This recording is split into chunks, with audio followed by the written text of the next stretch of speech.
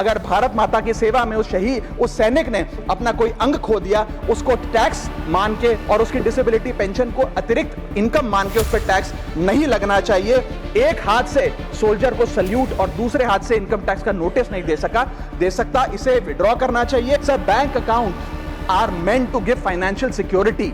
ये हमें financial security की जगह आज फाइनेंशियल स्ट्रेस देते जा रहे हैं और एक बैंकिंग सिस्टम को हमने ऐसी व्यवस्था में तब्दील कर दिया है जिसमें पॉवर्टी को पनिश किया जाता है, जिसके चलते बैंक 50 से 600 रुपए के बीच में पर मंथ चार्ज लगाते हैं। उस चार्ज पर भी 18% जीएसटी वसूलते हैं। गरीब आदमी को पीनलाइज कर ज्यादा मुनाफा और रेवेन्यू कमा रहे हैं। इसके चलते आज गरीब आदमी और गरीब हो रहा है। सरकार को कहूंगा कि ये मिनिमम अकाउंट बैलेंस की पेनल्टी को वेव ऑफ करिए। सर, बजट सिर्फ हिसाब किताब नहीं होता sir, it is also an audit of our priorities. ये बताता है कि देश में किसे रिलीफ मिलेगा, किसे वेट करने के लिए कहा जाएगा और किसे एडजस्ट करने के लिए कहा जाएगा। Sir, I rise to speak not on abstract numbers today but on everyday anxieties of Indians. The title of my speech is I do not oppose, I rise to propose. First, I propose joint filing of income tax return. Sir, Bharat का income tax structure individual based income tax वसूलता है, जिसके चलते regardless of your marital status पति पत्नी अलग अलग income कमाते हैं, इनकम टैक्स भरते हैं और इनकम टैक्स रिटर्न फाइल करते हैं। उनकी इनकम को क्लब नहीं किया जाता, एग्रीगेट नहीं किया जाता। इस वजह से डुअल इनकम कपल्स, जिसमें पति पत्नी दोनों पैसा कमाते हैं, इनकम कमाते हैं, उनको सेपरेटली टैक्स किया जाता है, जबकि उनके लॉन्ग टर्म इन्वेस्टमेंट्स शेयर्ड हैं, हाउस होल्ड के खर्चे शेयर्ड हैं, फाइनेंशियल रिस्पॉन्सिबिलिटी शेयर्ड है, चाइल्ड केयर कॉस्ट शेयर्ड है, तमाम लिविंग एक्सपेंसेस शेयर्ड हैं। दुनिया के कई देशों में सर पति पत्नी को एक इकोनॉमिक यूनिट की तरह रिकॉग्नाइज किया गया और joint filing of income tax का प्रावधान दिया गया। लेकिन भारत में खर्चे स्पाउसेस शेयर करते हैं, लेकिन जब इनकम टैक्स भरने की बात आती है तो इनकम टैक्स डिपार्टमेंट दोनों को स्ट्रेंजर्स करार देता है। मैं आपको उदाहरण के माध्यम से समझाना चाहूंगा। सर, समझिए कि दो परिवार हैं, एक ही शहर में रहते हैं, एक ही कंपनी में नौकरी करते हैं। एक परिवार है जो 20 लाख रुपए कमाता है साल का, दूसरा परिवार भी 20 लाख रुपए कमाता है। स्कूल की fees, rent, grocery, medical bill सब समान है, लेकिन इनकम टैक्स अलग अलग। जैसे कि एक पति पत्नी है, राहुल और ऋचा, दोनों काम करते हैं। राहुल साल का 10 लाख कमाता है, ऋचा भी साल का 10 लाख कमाती है। इनकी कुल इनकम 20 लाख रुपए। क्योंकि 12 लाख रुपए तक की रिबेट पर असेसी इनकम टैक्स देता है, तो ना राहुल को इनकम टैक्स भरना पड़ता है क्योंकि उसकी आमदनी भी 12 लाख से कम 10 लाख है, और ना ही ऋचा को इनकम टैक्स भरना पड़ता है क्योंकि उसकी आमदनी भी 12 लाख से कम है, यानी कि हाउस होल्ड का टैक्स जीरो। दूसरा परिवार है नमन और नेहा। नमन साल का 20 लाख रुपए कमाता है और नेहा ने अपनी नौकरी छोड़ दी। वो घर पर बच्चे का ध्यान रखती है, माता पिता की जो बूढ़े हो गए उनका ख्याल रखती है। सर, नमन और नेहा की भी फैमिली इनकम 20 लाख है, लेकिन क्योंकि इंडिविजुअल टैक्सेशन है, नमन को 20 लाख के हिसाब से, स्लैब के हिसाब से इनकम टैक्स भरना पड़ता है 1,92,400 रुपए, और वहीं नेहा क्योंकि उसकी इनकम नहीं, उसे टैक्स नहीं भरना पड़ता। यानी कि दो परिवार, सेम इनकम, लेकिन एक परिवार को कोई इनकम टैक्स नहीं भरना और दूसरे परिवार को 1,92,000 का टैक्स भरना पड़ता है। एक ही छत, एक ही किचन, एक ही हाउस होल्ड, एक ही बजट, लेकिन अलग अलग टैक्स। सर, मुझे लगता है कि अगर जॉइंट फाइलिंग ऑफ आईटीआर होगा तो इन मैरिटल कपल्स को इनकम टैक्स की जो रिलीफ है वो ज्यादा मिल पाएगा। मैं दूसरा एग्जांपल देता हूं। एक मैरिड कपल है सर, जो दोनों पति पत्नी आईटी प्रोफेशनल्स हैं, नौकरी करते हैं, एक ही घर में रहते हैं, शेयर्ड एक्सपेंसेस हैं। पति 18 लाख रुपए साल का कमाता है, पत्नी 6 लाख रुपए साल का कमाती है, यानी कि कुल इनकम दोनों की 18 जमा 6 24 लाख। अब जब इनकम टैक्स भरने की बात आती है तो पति की क्योंकि इनकम 12 लाख से अधिक है, 16 लाख, वो अपने इनकम टैक्स के हिसाब से 1,50,000 रुपए का सालाना इनकम टैक्स भरता है, और वहीं पत्नी क्योंकि उसका 6 लाख रुपए इनकम है, वो कोई टैक्स नहीं भरती है। यानी कि 24 लाख रुपए की इनकम पे परिवार को 1.5 लाख रुपए का टैक्स भरना पड़ता है। यदि इनकी इनकम को क्लब कर दिया जाए और इनकी रिबेट्स को, एग्जेम्पशंस को भी क्लब कर दिया जाए तो कुल आमदनी इनकी 24 लाख, कुल rebate 24 lakh, 24 minus 24, taxable income शून्य, इनकम टैक्स शून्य हो जाएगा। इसीलिए मैं प्रपोज करता हूं कि भारत में joint filing of income tax return लाया जाए, जिससे मैरिड कपल्स को ऑप्शन दिया जाए कि वे इंडिविजुअल फाइलिंग की साथ साथ जॉइंट फाइलिंग भी कर सकें। अगर ऐसा होता है तो हाउस होल्ड्स को एक इकोनॉमिक यूनिट की तरह रिकॉग्नाइज किया जाएगा, टैक्स इक्विटी दी जाएगी सिंगल इनकम हाउसहोल्ड में और डुअल इनकम हाउसहोल्ड में। थर्ड, सिंगल इनकम अर्नर को अनयूज्ड एग्जेम्पशन अपने स्पाउस की यूज करने का मौका मिलेगा। इनकम डाइवर्जन की प्रैक्टिस, जैसे परिवार में अपने इनकम ट्रांसफर की जाती है ताकि परिवार वाले रिश्तेदार का स्लैब एक्सप्लॉइट किया जा सके, वो प्रथा बंद होगी। और sir, on a lighter note, ज्यादा लोग शादियां करेंगे ताकि वे इस इनकम टैक्स सेविंग का फायदा उठा सकें।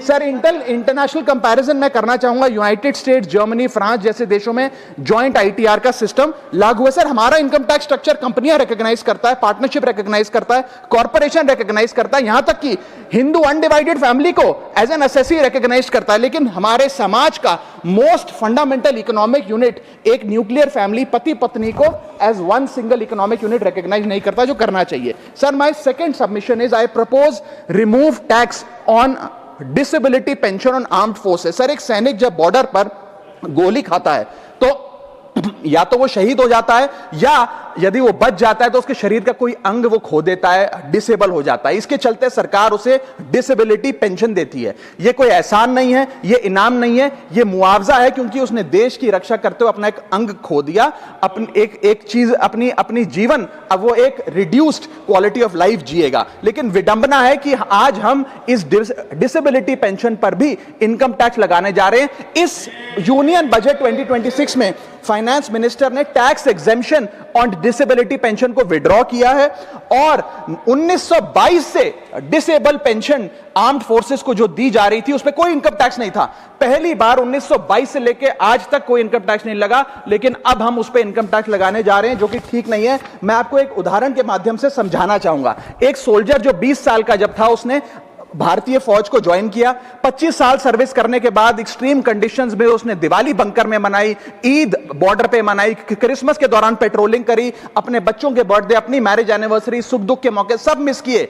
लेकिन उसने अपने सैक्रिफाइस को कभी टैक्स स्लैब और टैक्स एग्जेम्पशन के चश्मे से नहीं देखा। लेकिन जब ऑपरेशन के दौरान किसी इंजरी के चलते वो अपना कोई अंग खो देता है और मेडिकल बोर्ड उसे 40 से 50% डिसेबल घोषित कर देती है, तो उसके पास दो चॉइसेस होती हैं। या तो वो सर्विस छोड़ दे और पेंशन लेने शुरू लग जाए। अगर सर्विस छोड़ के वो पेंशन लेने लग जाता है तो उसकी पेंशन एग्जेम्प्ट है। लेकिन अगर वो सर्विस नहीं छोड़कर अपनी पूरी टेन्योर काम करता है, अपाहिज होने के बाद, डिसेबल होने के बावजूद भारत माता की सेवा में कार्यरत रहता है, तो उसको डिसेबिलिटी पेंशन जब मिलती है रिटायरमेंट के उपरांत, तो उस पर इनकम टैक्स इस अमेंडमेंट के द्वारा लगाया जा रहा है। सर, ये करके हम एक प्रकार से दो category of wounded soldiers create कर रहे हैं, जिसमें दर्द सहकर जो फौजी ज्यादा काम करता है उससे ज्यादा टैक्स लिया जाएगा। हम अननोइंगली पनिश कर रहे हैं सैनिकों को घायल होने के बाद जो काम करते हैं। So we are penalizing courage, we are taxing endurance.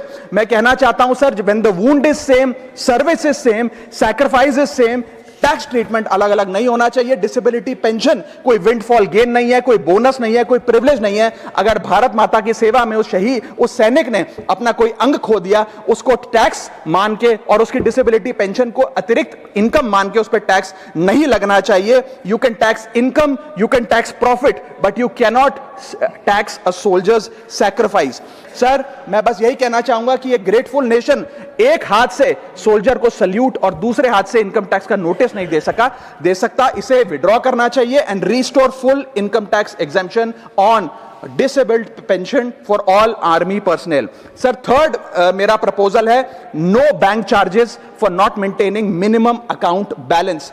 अभी सरकार ने कुछ ही दिन पहले लोकसभा में जवाब देते हुए बताया कि पिछले 3 वित्तीय वर्षों में, फाइनेंशियल ईयर 22-23, 23-24, 24-25 में कुल मिलाकर बैंकों ने 19,000 करोड़ रुपए, आपने ठीक सुना सर, 19,000 करोड़ रुपए minimum account balance penalty bank account holder से वसूली है। ये सबसे स्मॉलेस्ट अकाउंट है, सबसे पुअरेस्ट बैंक अकाउंट होल्डर्स हैं, और इनका क्राइम क्या था कि इनके अकाउंट में मिनिमम अकाउंट बैलेंस नहीं था। जहां पब्लिक सेक्टर बैंक्स ने इन 3 सालों में 8,000 करोड़ और प्राइवेट सेक्टर बैंक ने 11,000 करोड़ रुपए वसूल। मैं आपको एक उदाहरण देना चाहता हूं सर। फर्ज करिए एक मजदूर जो 500 रुपए की दिहाड़ी कमाता है रोज, वो कई हफ्ते महीने सेव कर 6,000 रुपए इकट्ठा करता है, बैंक में खाता खोलता है बड़ी हिम्मत करके और 6,000 रुपए जमा करता है।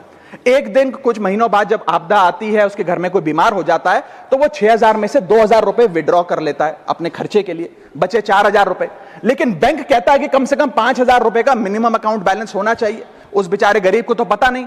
जब वो 6 महीने बाद अपने ये 4,000 रुपए भी बैंक से लेने जाता है, तो पता लगता है कि 100 रुपए प्रति महीना के हिसाब से पिछले 6 महीने में बैंक ने 600 रुपए काट लिया। अब उसे बैंक 4,000 नहीं, मात्र 3,400 रुपए देकर चलता करता है। सर, अब आप सोचिए उस गरीब के लिए 600 रुपए की अहमियत। और बैंकों की हालत यह है कि कई बार तो ये चार्ज लगा लगाकर आपका बैलेंस नेगेटिव में पहुंचा देते हैं। इतना तो आपने जमा नहीं कराया जितना वो आपसे वसूल लेते हैं। Sir, poor persons balance falls below the minimum level, the bank should not treat this as a crime। मैं समाप्त कर रहा हूं सर। Sir, bank account are meant to give financial security. ये हमें फाइनेंशियल सिक्योरिटी की जगह आज फाइनेंशियल स्ट्रेस देते जा रहे हैं, और एक बैंकिंग सिस्टम को हमने ऐसी व्यवस्था में तब्दील कर दिया है जिसमें पॉवर्टी को पनिश किया जाता है। मैं समाप्त कर रहा हूं, आधे मिनट में खत्म कर दूंगा sir. Sir, if we want 16 minute. हाँ, मैं समाप्त कर रहा हूं। इफ वी वांट पार्टी में से कटेगा। हाँ, मैं खत्म कर रहा हूं, कोई नहीं, 1 मिनट फालतू ले लूंगा सर।